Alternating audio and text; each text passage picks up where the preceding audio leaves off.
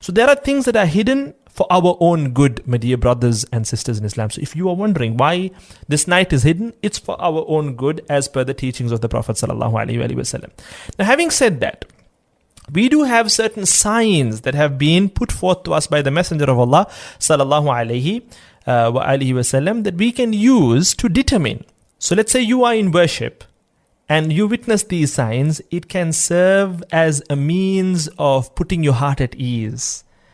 It can serve as a means of encouragement that perhaps this night may actually be Laylatul Qadr.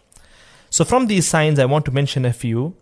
We have, for example, the hadith of Abu Sa'id al-Khudri radiyallahu an, that has been recorded in the book of Imam al-Bukhari rahimahullah. It's a lengthy hadith. The Prophet sallallahu alaihi wasallam, in that hadith too, he instructs his companions and by extension all of us, search for it in the odd nights of the last 10 days of Ramadan. And then he sallallahu alaihi wasallam, he says, I also saw myself in the dream. So basically it was a dream that the Prophet sallallahu alaihi wasallam had witnessed. He comes out and he talks to his companions about it and he tells them to look for Laylatul Qadr during the odd nights of the last 10 nights of Ramadan. And he goes on to say, in that particular dream, it was Laylatul Qadr and I saw myself prostrating in mud and water. As in, the understanding, because the narrator goes on to say, on the night of the 21st, so Abu Sa'id al-Khudri radiyallahu anhu, he goes on to say, on the night of the 21st, the sky was covered with clouds. Okay, this is, I mean, in reality, now we are out of the dream. The companion says, because the Prophet comes and says, I saw myself in the dream, I was in the midst of Laylatul Qadr, and when I prostrated in mud and water. So now the companion goes on to say, on the night of the 21st, the sky was covered with clouds and it rained. And the rainwater started to leak through the roof of the masjid at the praying place of the Prophet ﷺ. And I saw with my own eyes the Prophet ﷺ at the completion of the morning prayer, leaving, and his face was covered with mud and water. As in, due to the fact that, the roof was crude. In those days, water would leak. It was made of palm fiber and palm leaves. So water would leak into the masjid, onto the floor of the masjid. And the floor obviously consisted of dry sand and mud. So when water mixed with the sand, you have mud now. And the Prophet ﷺ had prostrated on the mud. And now there was water and mud on the forehead of the Messenger of Allah sallallahu alaihi wasallam. So what we can deduce from this hadith is there's a possibility that there could be a slight rain, if you will, a slight drizzle, if you will, during the night of power.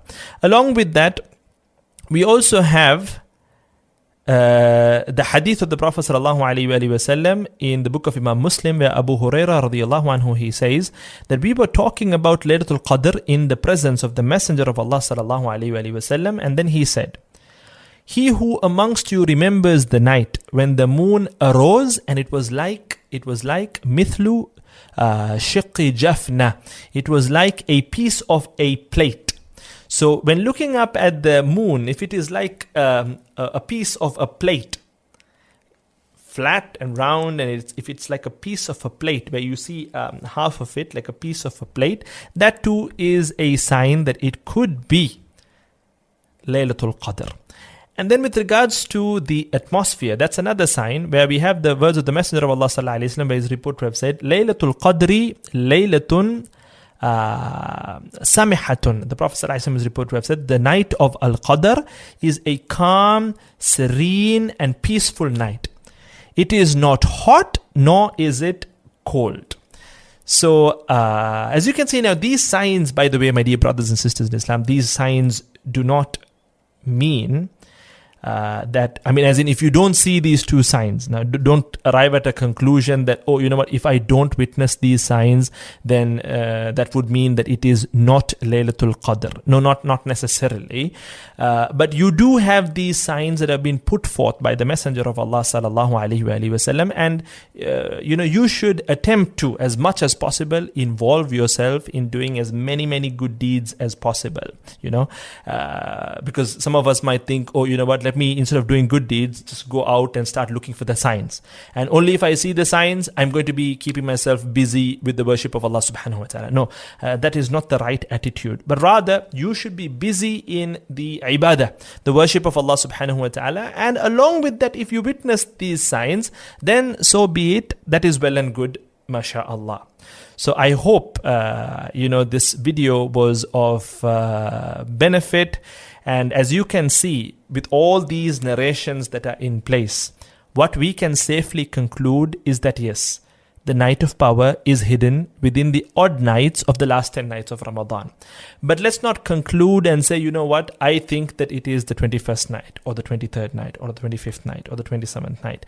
And let us not just only restrict our ibadah to one of those nights. No, rather let us strive to revive the nights across the last 10 nights of Ramadan.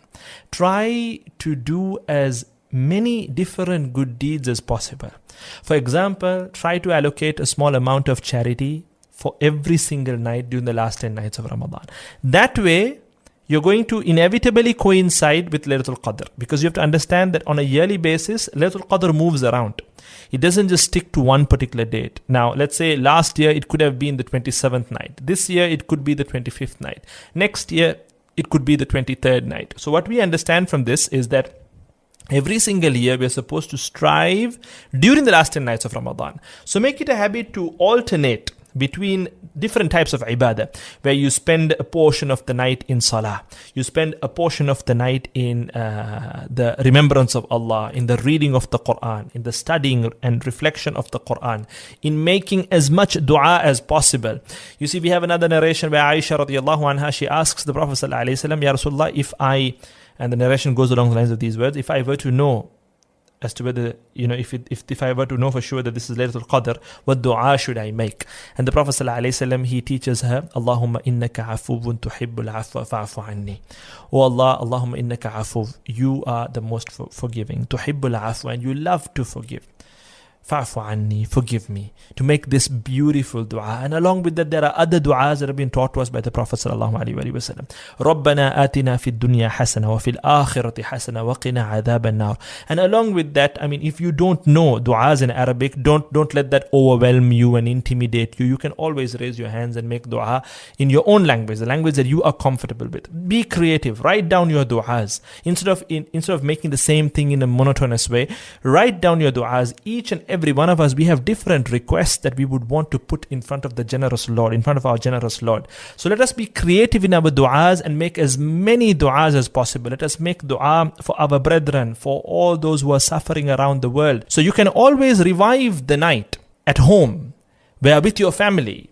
You can pray in jama'ah, you can pray qiyam with your family, you can read the Quran, you can study the Quran, you can revive the night with your family members, with your spouse, with your children, and make this Ramadan a memorable Ramadan.